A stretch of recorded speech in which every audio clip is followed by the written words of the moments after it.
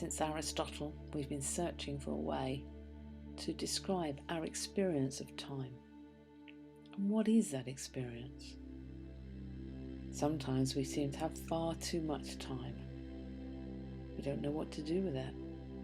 Other times, there just isn't enough to get everything done.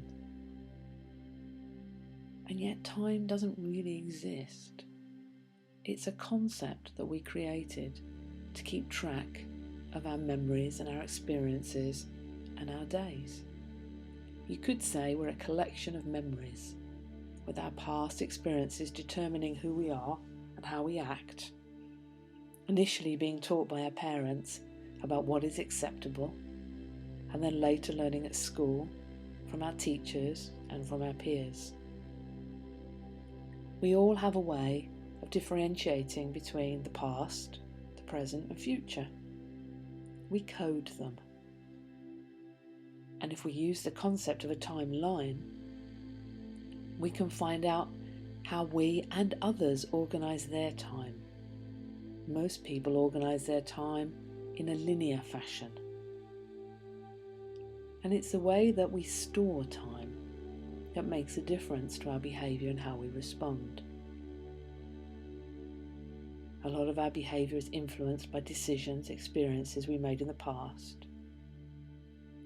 And these affect our behaviour in the present. And it's also interesting to think that guilt lives in the past. We never feel guilty about something in the future. And we get anxious about the future. The way that we think about what might happen, what could happen. When we're young, there seems to be far too much time. I can remember as a very small child, oh, Christmas was so far away. And then the school holidays were never going to come, and then when they did, suddenly they disappeared and I was going back to school. We quite often hear from young people how bored they are because there's nothing to do. And yet as we get older, there's way too many things to do. Have you ever asked a young person what's going on in their mind when they say there's nothing to do? I have. And it usually means they have nothing in their mind.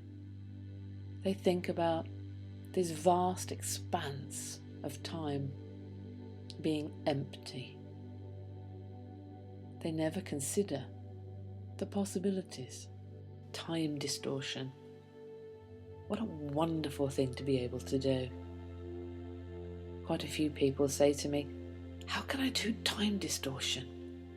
How can I speed up the things that are boring and slow down the things that are fun? Time distortion's one of those things that's considered to be a deep trance phenomena. And yet this is something we do quite a lot naturally. When you're waiting in line in the bank and that person in front of you seems to be taking hours to get their banking done, and yet only a few moments has gone past. And those times when you're at a party having a fabulous time, and before you know it, it's time to go home. I remember one evening we were at friends for dinner and one of their children came down and my friend said, "Go to bed, what are you doing up?"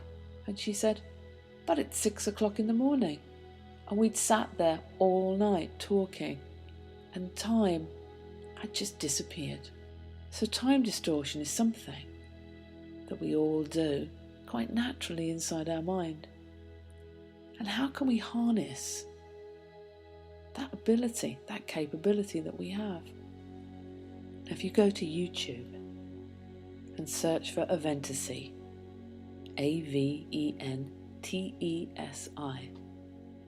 you'll see a wonderful demonstration of how to install time distortion by my colleague and co-trainer Steve Crabb. There are many ways in which we store time inside our mind. One way is called in time. This concept has a timeline stretching from front to back, usually with the past behind you, the future spreading out in front of you. People who store time in this way are always in the present moment. Deadlines and timekeeping don't rank very highly in their world. They tend to be associated into their timeline and also into their memories, and say things like, "I just don't know where time has gone."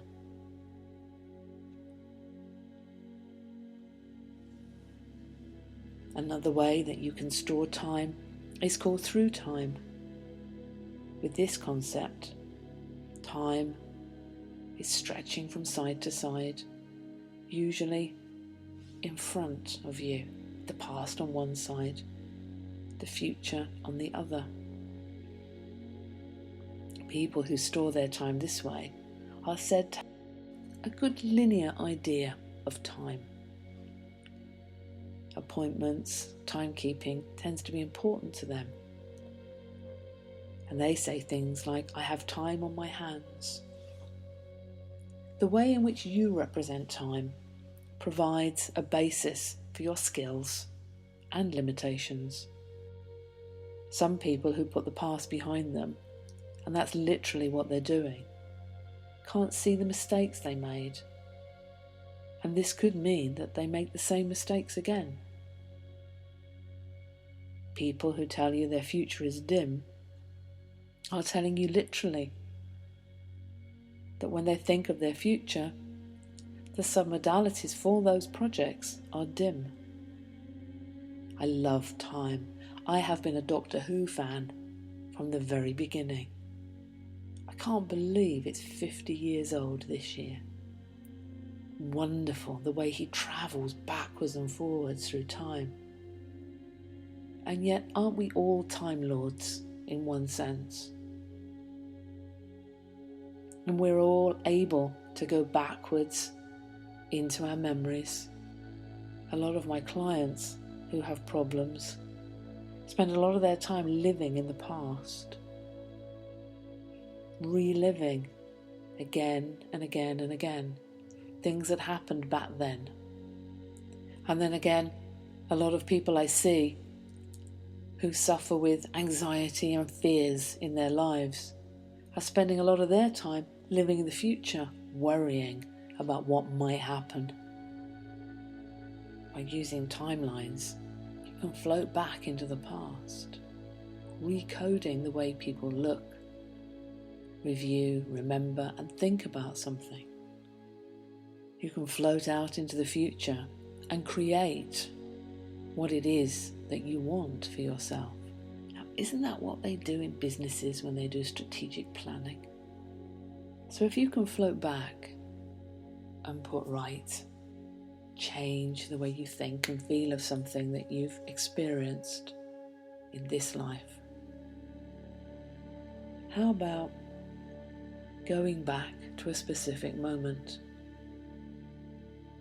Age regression, going back to when you were younger, remembering things way back then. Experiments have been done, regressing people back to when they were very small.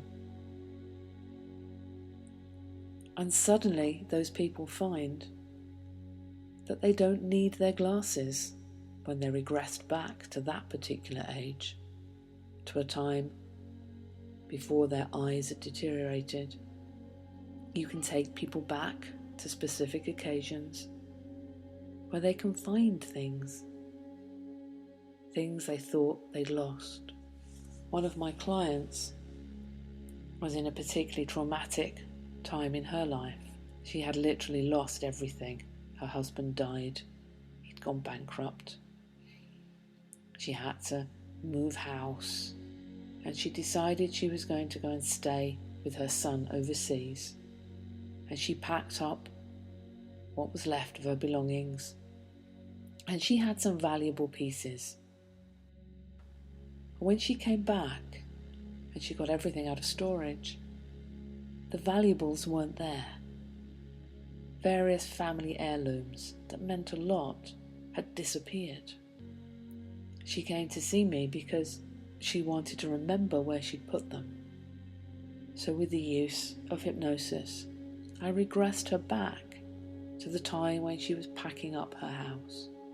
I asked her unconscious mind to allow her to remember what she'd done with these valuables. When she came out of trance, she looked at me and said, "Well, that's silly, I'd never do that." In trance, she saw herself wrapping everything up carefully and putting them in her father's old army trunk and sending that trunk to her sisters for safekeeping, something she'd completely forgotten about. When she rang her sister said, "Well, yes, it's here, waiting for you. I was waiting for you to ring and ask for it." Regression involves the apparent reliving of events that transpired in the past and is considered to be a hypnotic deep trance phenomena. Now, it's been said that deep trance phenomena only occurs while the subject is in a deep trance, I guess hence the name. However, this state is also present in our daily life. As I've already mentioned, many clients are stuck in an event that happened years ago, reliving it and feeling it as if it's still happening. Sigmund Freud believed that this happened because of a fixation that occurs in the mind. In my experience, in many cases the person doesn't know how to complete the process and let go of the event, and they've got stuck in a loop. Freud claimed there were two reasons for the brain not being able to complete the process. The first because of external circumstances, and the second because the individual was in an unusual state of consciousness. Now, whatever the reason for this stuck state, when using regression techniques, the goal is to reconnect the memory so that it can reach a point of resolution. Within NLP, we know there are two perspectives you can have in respect to the perception of time. Perceiving an event in time means you can take a vantage point associated within the event, seeing, hearing and feeling what is happening through your own eyes, ears and body. And when you perceive something through time, the vantage point you have is outside of the event, completely disassociated. The through-time perspective is effective for analysing, and the in-time perspective is more active and easier to get caught up in the experience. Sigmund Freud believed that many mental and emotional symptoms which occurred in the present were the result of what happened in the past. And by travelling back, you can heal the past and create a more positive future. Regression techniques can be used with hypnosis by suggesting that your subject is getting younger and younger, taking on the characteristics of whatever age they have become. There are different ways that you can ask someone to travel back in time. You can use a library technique where you ask them to imagine they're in a large house, taking them into the library and ask them to choose a book. And as they open it and look closely, they'll find something of great importance. They have questions, they can look for the answer in the library. You could use a calendar, asking them to imagine looking at a calendar with today's date on it, and then notice the pages are turning backwards more and more rapidly as the days and the weeks, etc. slip away. And they slip all the way back into the past. I have actually used Doctor Who's TARDIS when working with a client, somebody who was a fellow Whovian, and I had them go into the TARDIS and have the TARDIS take them back to the appropriate point. You can be very creative in ways in which you travel through time. Now, no exploration of time would be complete without travelling back in time or into the future, going into past lives. Now, there are many people out there that believe the problems and the things that affect them in the present day are there because of something that happened in a previous life. And of course, there are many religions and beliefs today that we have been here before and we will return reincarnated.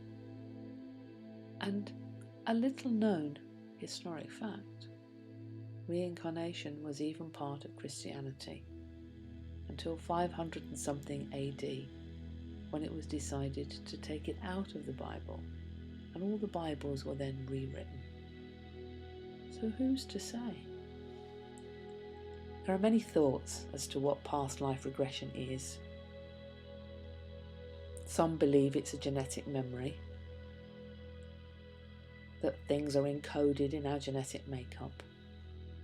One of Sigmund Freud's students, Carl Jung, believed that part of our unconscious mind is shared by all. So maybe past life regression is accessing the collective unconscious.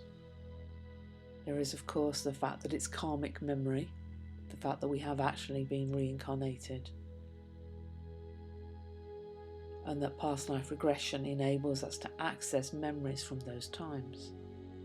Maybe it's a dissociative experience,